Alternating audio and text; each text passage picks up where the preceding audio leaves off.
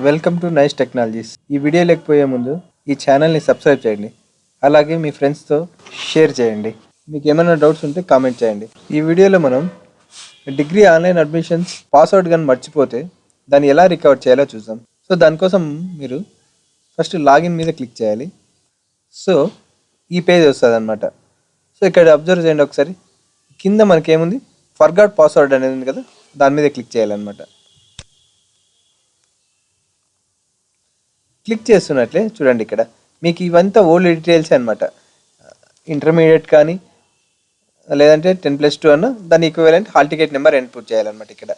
So దాని తర్వాత మీ ఆధార్ నెంబర్, మీ డేట్ ఆఫ్ బర్త్ అవి ఇచ్చిన తర్వాత కింద ఇక్కడ క్యాప్చా కనబడిస్తుంది కదా, ఈ క్యాప్చా ఎంటర్ చేసేసాలి ఇక్కడ. వన్స్ ఎంటర్ చేసిన తర్వాత సింపుల్గా సెండ్ ఓటీపీ అని కొట్టాలి. ఎప్పుడైతే ఓటీపీ ఇస్తున్నామంటే మీకు మీ మొబైల్ నెంబర్కి ఒక ఓటీపీ వస్తుందండి. సో అది సబ్మిట్ చేస్తున్నట్లే మీకు ఏమొచ్చేస్తాయంటే మీ మొబైల్కి రిజిస్టర్ అయ్యే మొబైల్కి మీ పాస్వర్డ్ అనేది వచ్చేస్తుంది అనమాట. ఓకే, ఇది మీ పాస్వర్డ్ రీకలెక్ట్ చేయడం అనమాట.